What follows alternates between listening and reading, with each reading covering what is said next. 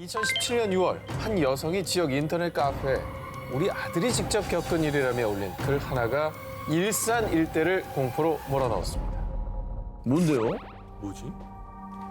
어느 늦은 밤 작성자의 아들 A군은 집에 가려고 일산 주염역 근처 정류장에서 버스를 기다리고 있었는데요. 그때 어디선가 들려온 간절한 목소리.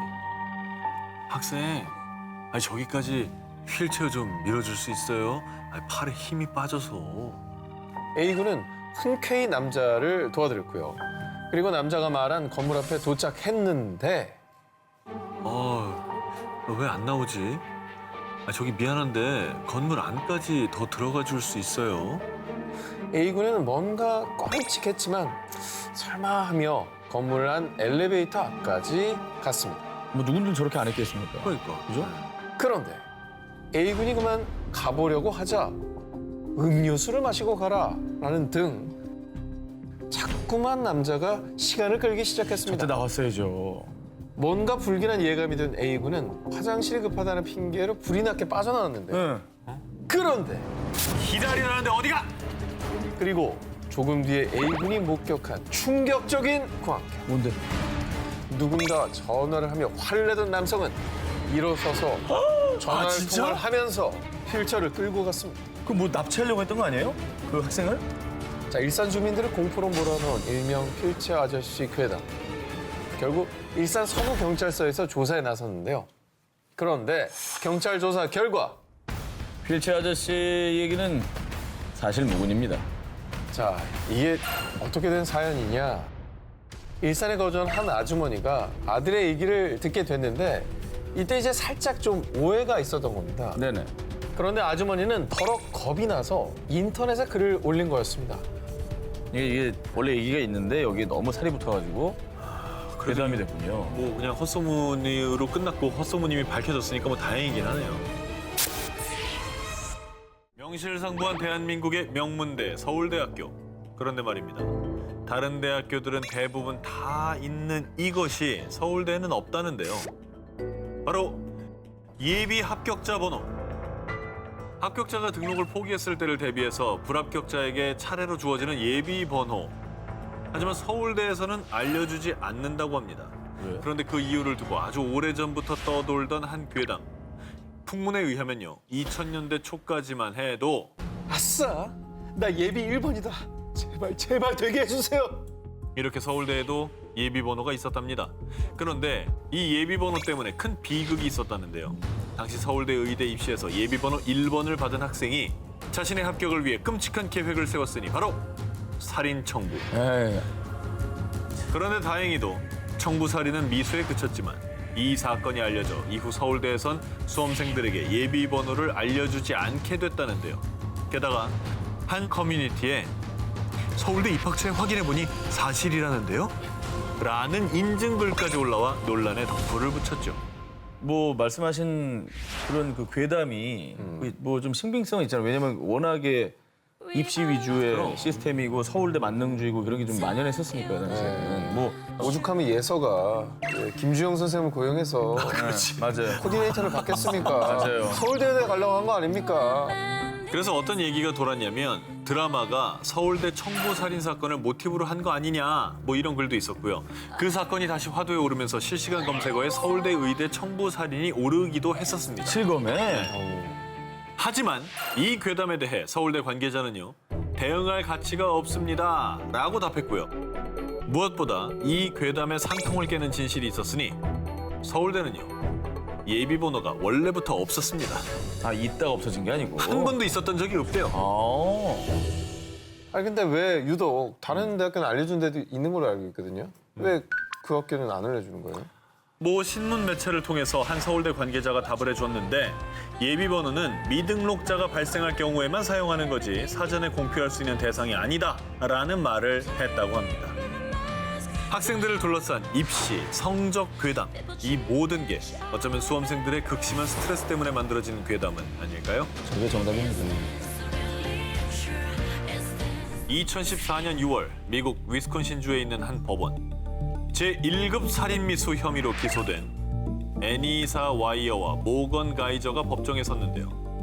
그런데 말입니다. 당시 피의자 신분인 와이어와 가이저 두 사람의 나이는 고작 12살. 아, 저 소녀들이 왜 그런 짓을 저질렀을까? 아니 그런 것도 아니고 1급 살인이라죠. 바로 한 달 전 2014년 5월로 가보겠습니다. 류트너, 오늘 우리랑 같이 숲에 가서 놀자. 같은 학교 친구인 페이튼 류트너에게 함께 놀자고 제안한 와이어와 가이저. 그런데 류트너가 숲에 도착하자마자 두 친구가 꺼내든 것은 흉기. 그들은 친구 류트너에게 무참히 흉기를 휘두른 다음 피를 흘리며 쓰러진 친구를 숲에 버려둔 채 유유히 현장을 떠났는데 아니 왜? 아니 애들끼리? 아니 숲으로 놀러 가자고 했던 게 유인한 거예요, 그럼? 한편 흉기에 무려 19차례나 찔린 류트너는 안간힘을 다해 숲 밖으로 기어 나왔고요. 어떡해. 다행히 인근 주민에게 발견돼 목숨을 건질 수 있었습니다. 아, 다행이다. 그리고 그 뒤 잔인무도한 수법으로 친구를 살해하려 한 와이어와 가이자는 곧바로 경찰에 체포됐는데요. 당연하지. 아, 미쳤나 왜 저랬냐? 그런데 두 소녀가 털어놓은 충격적인 범행 동기. 우리는 슬렌더맨의 저택에서 살고 싶었을 뿐이에요. 얼굴이 새하얗고 눈, 코, 입은 없으며 숲에서 아이들을 납치한다는 슬렌더맨. 이 슬렌더맨은 미국의 유명 공포 괴담 속 주인공입니다. 이 슬렌더맨은 2009년 미국의 한 사이트에 아이디 빅터 서지라는 사용자가 만들어 올린 가상의 캐릭터였습니다. 그런데 슬렌더맨 캐릭터를 본 누리꾼들이 재미삼아 슬렌더맨의 이미지와 납치 스토리를 꾸며냈고 이 괴담이 미 전역에 급속도로 퍼진 건데요. 그러나 인터넷에서 슬렌더맨 괴담을 본 뒤 그의 존재를 철석같이 믿게 된 두 친구 와이어와 가이저는요. 슬렌더맨의 부하가 되고 싶어. 재물을 바치면 우리 받아주지 않을까? 슬렌더맨 괴담에 빠져 친구를 죽이려 한 10대 소녀들. 결국 이들은 살인미수 혐의로 기소됐고요. 각각 정신병원 구금 25년, 40년형을 선고받은 것으로 전해졌습니다. 아, 아무리 어려도 어쩜 저렇게 어리석을까?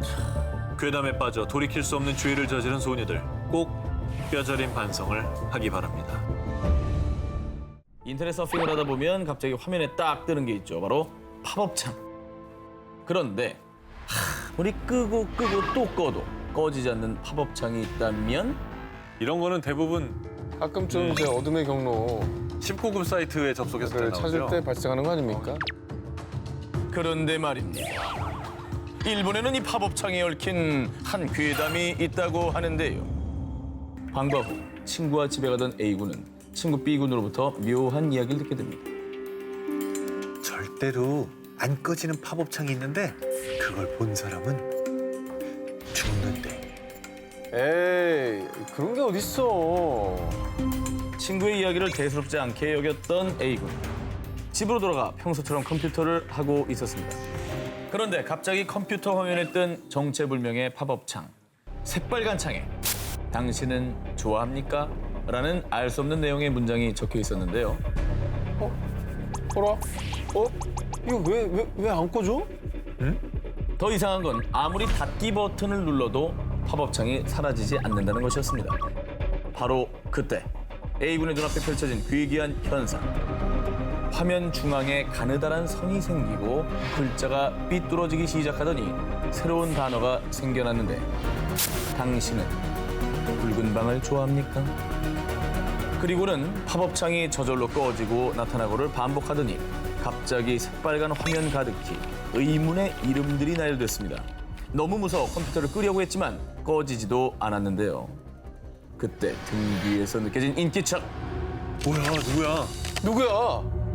한편 그 다음 날 친구 A군이 학교에 나오지 않아 B군이 친구의 집을 찾았는데요. 충격적이게도 친구는 사망한 상태였어요. 친구의 방은 온통 피로 흥건했죠. 게다가 죽은 소년의 컴퓨터가 켜져 있었는데 그곳에는 정체불명의 이름들이 적혀 있었습니다. 그런데 화면을 유심히 살펴보던 B군은 그 자리에서 굳어버렸습니다. 그 이름들 끝! 가장 마지막에 있던 이름이 바로 죽은 친구 A군의 이름이었던 거죠. 연쇄살인인 거예요, 그러면? 일본 학생들 사이에서 도는 아주 무시무시한 빨간 팝업창 괴담이었습니다.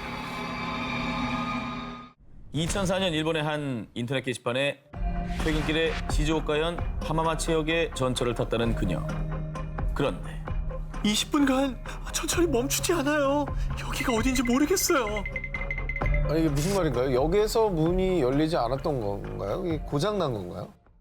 어딘지 모를 곳을 질주하는 전철. 게다가 주변 승객들은 모두 잠에 빠져 일어나지 않았다고 합니다. 와, 진짜? 흔들어도 기척도 없었다고 합니다. 그래서 무서운 마음에 실시간으로 자주 가던 인터넷 커뮤니티에 글을 올려 도움을 청한 것이었죠. 키사라기 역이라는 곳에 도착했어요. 일단 내리려고요. 네? 시즈오카 노선엔 키사라기라는 역은 없는데요? 존재하지 않는 역. 수상한 점은 이뿐만이 아니었습니다. 그 역에는 아무도 없었고 휴대전화 GPS도 작동되지 않았습니다. 그런데 멀리서 들려온 방울 소리와 북 소리. 뭐야, 방울 소리야, 갑자기 또 왜 음산하게 왜 방울이랑 북이야? 겁에 질린 하스미는 급하게 역을 빠져나왔고 한참을 걷다 터널이 나왔을 때 한 차량이 지나갔다고 합니다. 운전자가 가는 곳까지 태워주겠다고 해서 우선 탔다고 합니다. 야, 이거 점점 무서워진다. 그런데 점점 깊숙한 산속으로 향하는 차. 그때 그녀가 올린 글. 이 남자분 자꾸 뭐라고 중얼거리는데 못 알아듣겠어요. 무서워요. 이 글을 마지막으로 더 이상 하스미의 소식은 들을 수가 없었는데요. 어떻게 된 거야? 무슨 일이 생긴 거 아니야? 지금 남자가 여성을 그거 어떻게 한 거 아니에요? 정말 무수한 생각들이 들죠. 그런데 더욱 놀라운 사실은 저도 키사라기 역에 다녀왔어요. 에? 몇몇 누리꾼들도 키사라기 역을 다녀온 적이 있다는 겁니다. 아니 없다며. 자, 이들의 말에 따르면 키사라기 역에는 몇 가지 특징이 있었다고 합니다. 미친 듯이 잠이 쏟아지고요. 모두 방울이나 북소리를 들었다는 점입니다. 그리고 역 주변엔 터널이 있었다고 하는데요. 그래서 일본 누리꾼들은요. 방울과 북소리는 저승에서 데리러 오는 소리다. 터널을 건너면 다시는 이승으로 돌아올 수 없다 등 키사라기 역이 저승으로 가는 역이라고 추측을 했습니다. 아니 그러면 갔다 왔다는 사람은 돌아온 거잖아요. 그 사람들은 대체 어떻게 된 거예요? 무사히 돌아온 사람들의 말에 따르면요. 절대 잠들지 말 것. 그리고 키사라기 역에 내렸다면 터널을 지나가지 말 것. 마지막으로 누군가 말을 건다면 절대로 대답하지 말 것. 헐. 자신들은 이렇게 해서 돌아올 수 있었다고 합니다. 이승과 저승의 경계라는 키사라기 역. 지금도 호기심이 많은 일본인들은 키사라기 역을 찾고 있다고 합니다. 1990년 일본 도쿄. 한 남자가 밤늦게 고속도로를 달리고 있었는데요. 그런데 차창 밖으로 뭔가가 보일 듯 말 듯 하는 게 자꾸만 신경이 쓰이는 겁니다. 그래서 남자가 창문을 열어 주변을 둘러보는데 어이, 깜짝이야. 또 왜 그래? 개가 쫓아오고 있었습니다. 그냥 개가 아니고요. 사람의 얼굴을 한 인면견이 희죽 웃으면서 자동차를 쫓아오고 있었던 겁니다. 더 등골이 쭈뼛 서는 건 대체 어떻게 쫓아오는 거야? 지금 시속 100km인데 말이야! 나 소름 돋아, 지금. 너무 무서워. 평범한 개라면 시속 100km로 달리는 차를 절대 쫓아올 수가 없겠죠. 대체 그 개의 정체는 뭘까요?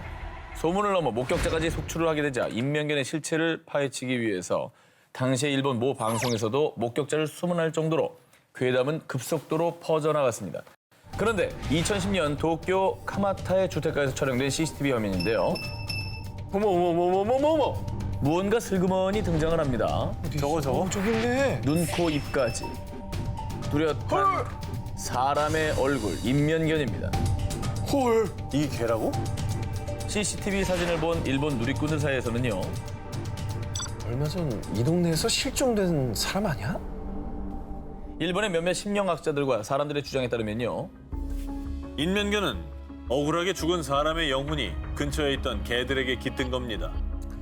아닙니다. 인면견은 대학 실험실에서 탈출한 개입니다. 유전자 조작에 실패한 개예요. 이렇게 인면견의 정체를 두고 여러 가지 추측들이 난무했는데요.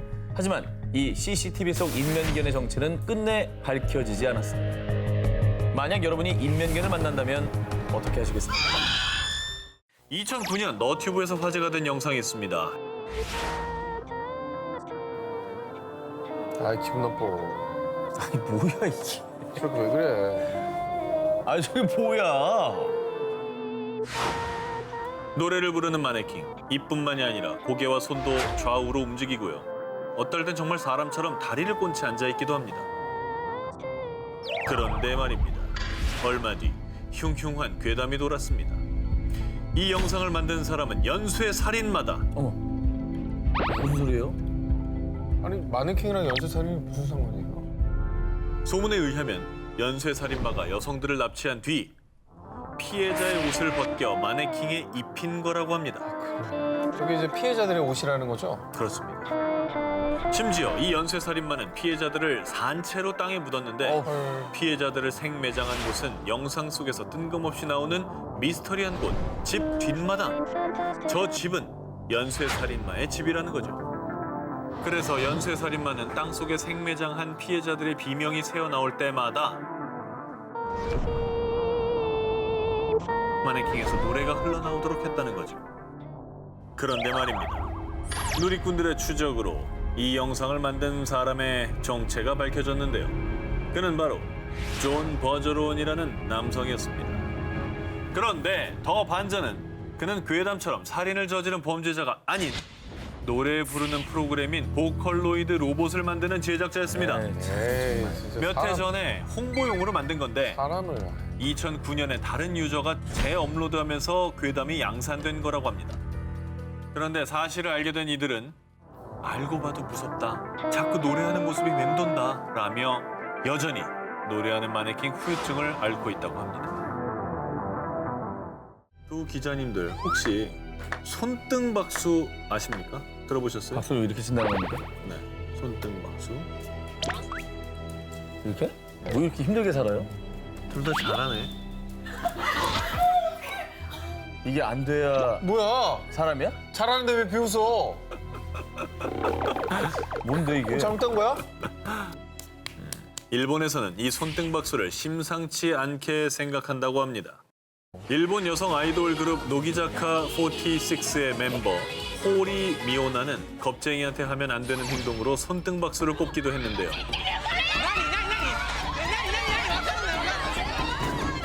무섭대. 뭔가 무서워라고. 뭐가 무서워 이게? 이 손등박수의 숨은 의미, 바로 죽은 자의 박수라는 겁니다. 망자? 나 안 됐어 아까 사실은. 아니 여기가 여기 안 뭔 소리야. 닿더라고. 아니 안 닿았어. 뭔 소리야? 쩍쩍 많이 나왔구만. 닿지가 않더라고. 이게 되지가 않아요. 이 손등박수가 일본에서 죽은 자의 박수로 불리는 이유, 죽은 사람은 산 사람과 반대로 행동하기 때문입니다. 그래서 이 박수를 죽은 자만이 알아본다는 거죠. 그리고 만약 누군가를 보고 이 손등박수를 치는 것은 빨리 저승으로 넘어가라 이런 뜻으로 상대를 저주하는 행위라고 합니다. 왜 쳤어? 나 되지가 않더라니까 이게 참 신기하네. 미쳐 왜 이렇게 안? 아유 초딩들 진짜. 아 무서워. 일본의 심령 현상 전문 사이트와 손등박수를 조사한 일본의 모 미디어에 따르면 일본의 전설적인 아이돌 그룹 모닝구 무스메를 만든 프로듀서 층쿠를 예로 들고 있는데요. 과거 그가 보컬로 활동했던 록밴드 샤란큐로 방송에 출연했을 때 그들이 무대에 등장하자 방청석에 있던 정체불명의 여성이 갑자기 손등박수를 치는 모습이 포착됐습니다. 어머 뭐야 왜 저래? 또 저러고 있지. 손이 왜 이렇지? 그런데 이후에 건강하던 그가 갑작스럽게 후두암을 진단받았고요. 어머. 결국 성대 수술을 받고 노래뿐 아니라 프로듀서 활동까지 중단하게 됐다는데요. 일본 심령 관련 매체나 손등박수를 믿는 사람들은 이게 다 손등박수 때문이라고 얘기한다고 합니다.